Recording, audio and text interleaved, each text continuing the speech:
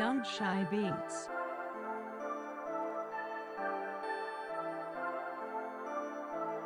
Purchase your tracks today.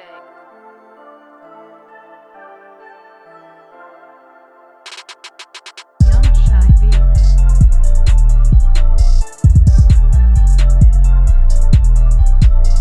Purchase your tracks today. What's going on, family? Man, I hope you guys are having an absolutely awesome day. Well, today, let's dig a little bit deeper into why did I choose Starlink. On our last video, we kind of touched upon it. I showed you the antenna, but let's talk about the why, right? So I guess to understand why best, we probably will understand where I came from with internet, right? So, living in larger cities or even in some of your larger populated suburbs, you have access to bigger companies such as like Cox Cable, Time Warner, Comcast, and so on and so forth, right? There's many others. In the last place that we lived, we had access to absolutely super fast internet, and it was awesome. Got the job done. But when it came time to try to find where we wanted to be comfortably for a longer period of time, it was more rural area, right? So when you move into rural areas, you run into the challenges of that. Now, don't get me wrong. There is faster internet in rural areas, but not in this area. Unfortunately, I had one option, AT&T. AT&T promised a whopping 25 megabytes. Yeah, I know.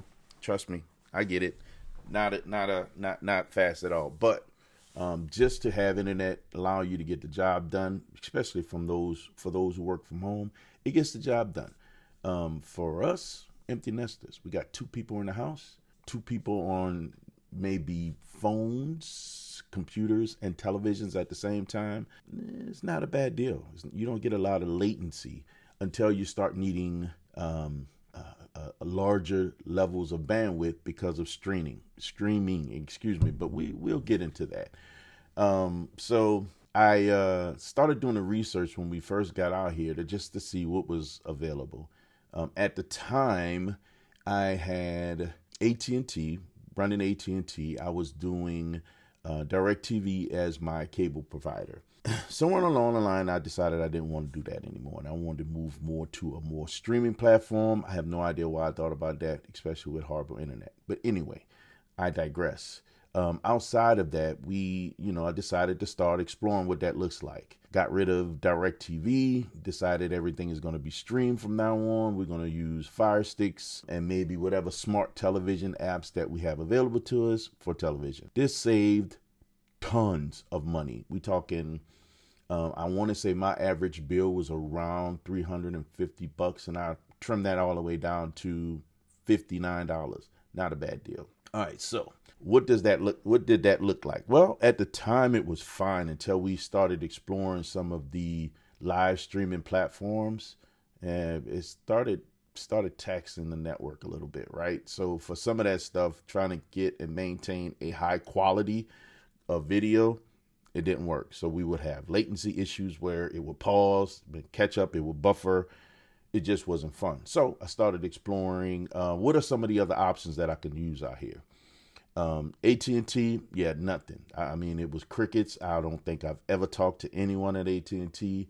As a matter of fact, I complained horribly about the problem that I had with the 25 megabytes I was supposed to be getting, and I wasn't. It was horrible. They sent someone out to check this, they check that, never fix the problem. The best I will do is like 12, and that's not truly consistent, but 12. Not fun. But anyway, so I started looking at other options. So I started digging into some of the business accounts that are out there. The first one I went towards was Comcast. Let me reach out to Comcast and see about getting a business line. For those when you start exploring business connectivity to your home, you deal with one person. Now you're no longer dealing with the list of possibilities of customer service reps that you can run across dialing a 1-800 number. One person that I can call and talk to directly. That was awesome. Well, after a I want to say it took him about a week and a half to do whatever type of surveys that he had to do to figure out what were the possibilities to get that to my house. I finally got an answer. He called me back and said, well, we can do it. However, your portion would be $99,000. Yeah, $99,000. I wish it was a joke. Needless to say, we didn't go that route. So I tried another avenue. I, doing my research and exploring, trying to see what was out there. And then I started looking at MiFi devices, not just your portable MiFi that you would get mobile hotspots. I actually went with one that was a larger, had the big antennas. I still have that thing upstairs somewhere. I'm sure I could pull it out. Using a SIM card from one of my phones and to see if it'll work. I got connectivity, but it wasn't sustainable. It wasn't fast enough. And the problem was, although it had the larger antennas on top of the device itself, it needed an external antenna that points towards the actual cell tower that would be located outside the house, wiring the whole nine. So it wasn't that I was intimidated by it. I got a little frustrated because that was strike two for me. Then got comfortable with AT&T, started doing my thing, bouncing around the internet as usual, watching all my YouTube University videos, and stumbled upon a gentleman that was talking about Starlink. Now, I've heard all the SpaceX stuff that's been going around, no different than anybody else. It was all kind of stuff. Personally, I thought it was a race to the stars until you start digging a little deeper and start realizing what SpaceLink really is. Well, SpaceLink was Elon Musk's attempt to create connectivity. Yeah, connectivity. Now, this was announced back in 2015, and they didn't really get off the ground until about 2019, right? Their goal was to have over 42,000 satellites circling the globe. Crazy, right? It sounds absolutely bananas. To me, it felt like there's going to be traffic jams up there. How anything will get out of there is beyond me. But his goal was to create some level of connectivity. Who was your target audience? Well, the goal was to target those people in remote areas. That could be military that are remote using satellite connectivity, people that live off the grid in the mountain and the hills, in places where they're beyond rural and they don't have access to normal internet services. Don't get me wrong, there are some satellite services out there. None comes close to the capability of Starlink and those satellites. So currently, today, there are about over 4,500 satellites circling the globe, man. It's absolutely crazy. If you're ever out on a very, very clear night, and every once in a while you'll see this train of lights going across the sky, you think it's UFO. I've seen videos of people being tripped out by it, man. And no, it's satellites. He's figured out how to reach out to over 2 million customers today in over 60 countries. Absolutely bananas. But was it right for me? After doing the research and digging into it, I've watched so many videos of those who had very similar stories to mine. They were promised one thing from a service provider and they didn't get it, right? And one was so identical. He literally was getting 12 megabytes, was promised 25, getting 12, and he shifted to the solution. The goal for me was to get anything faster than what I was getting. If I could get double of the 25, I'd have been happy. And all the numbers that I was seeing were around 200 megabytes. To me, that's blazing from what I'm used to. When you're sitting at 12 megabytes and you have when I first started, I think my videos were less than a gig. The advancements of technology and videography equipment, and that could be from either phones or camera, means now you start producing videos that are not just 720, but 1080 and sometimes 4K. those videos can go from 600 megabytes to 3 gig. That's a problem, right? A larger file means more time to upload. It would have taken me in the past to upload a 2 gig video a day and a half. I wish I was joking. So to the thought of being able to upload daily didn't seem realistic. And then as we got further along, especially with the past season, we're talking videos that were ellipsing sometimes 11 gig. Run to the library, then we upload.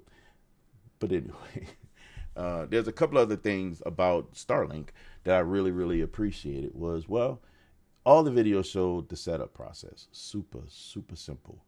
That was intriguing. Not only that, but I was able to get faster speeds.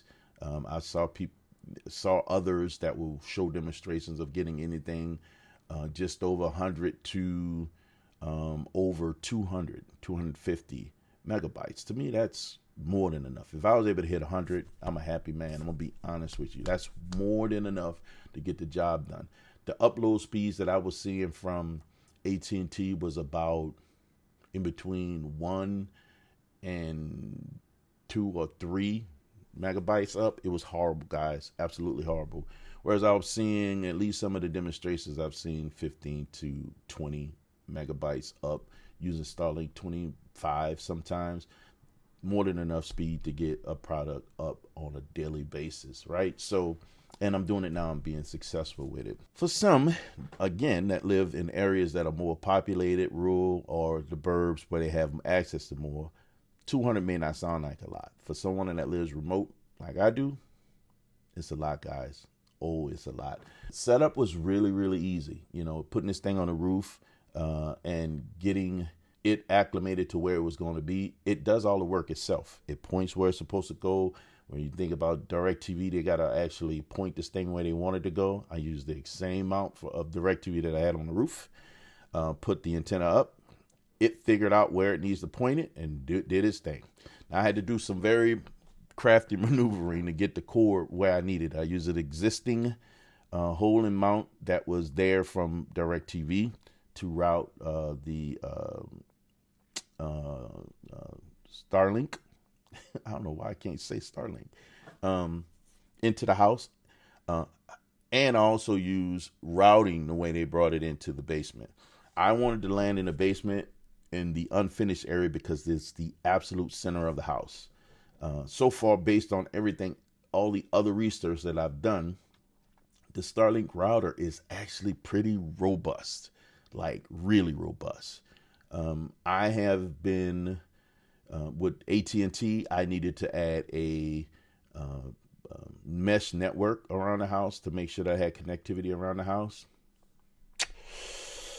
Not with Starlink.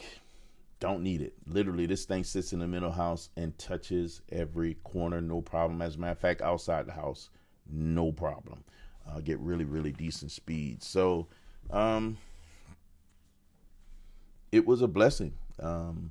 I do still want to do a couple other things like, well, let me show you some speed tests. I conducted 3 different speed tests for you guys. And this one running here is of the actual Starlink router.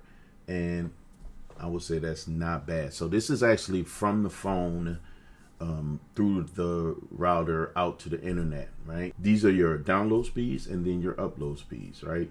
I also went a little bit further and I wanted to do the advanced test, which allows the separation of speed tests between the router and the internet, as you can see it's running right now, and then the Wi-Fi to basically your phone to the Wi-Fi device or to the router. In addition to that test, and then you see these numbers are not bad at all. Not bad at all. Addition to that test, I wanted to do another test that tests the speed of the 4G connection, the phone itself, just to give you guys an idea of how not fast the connection is out here. And as you can see, you know, you're hitting, 1.4 megabytes of down and 1.6 up. Not pretty at all. Not pretty at all. So But in addition to that, I went a little bit further, and I wanted to connect to the AT&T network that I have here already. Please understand, it's about to go away. We're getting rid of it. But here you can see where we run the test, and you can see an example of the speeds that I was getting on a consistent basis. Quite painful, guys. Quite painful. But it got the job done as I needed it. As I moved further in technology, I needed more speed, and well, AT&T wasn't cutting it. Not by any means. So, what all comes in your kit? Well, it comes with the Starlink antenna with the rod attached. It also has a base if you're going to use it as a mobile device, sit it outside as you're moving around and so on and so forth. It comes with a router, a Starlink cable, which is a 50-foot cable. I had to order an additional extension for my cable, making it a 100-foot cable, and also an AC adapter that plugs into your router. Now, your router doesn't come with additional ports like a standard router, so I also bought the adapter to expand that out so I can add additional devices to it. What else did I buy? I bought a pole adapter as well, which I'm not going to use because it's for standard pole for outside of the house. I did have to order outside of Starlink an adapter for the DirecTV pole that's on the roof. And that's it. That's where we are with internet, guys. And I am going to, do a follow-up on this video because I want to talk about what I like, what I don't like, what works, what doesn't work, and so on and so forth. The typical stuff. But I can honestly say, compared to the other things that are out there, Starlink is actually really, really good. It is not average, guys. This is actually it's a blessing for me because it gives me something that I've been needing compared to what's been available to me. It is what it is, guys. Listen, guys, remember, you were designed from greatness. Like Starlink, designed from greatness to, I know. You don't have the right responsibility to never be average. So, guys, don't be average. Peace. Y'all be good. Yeah.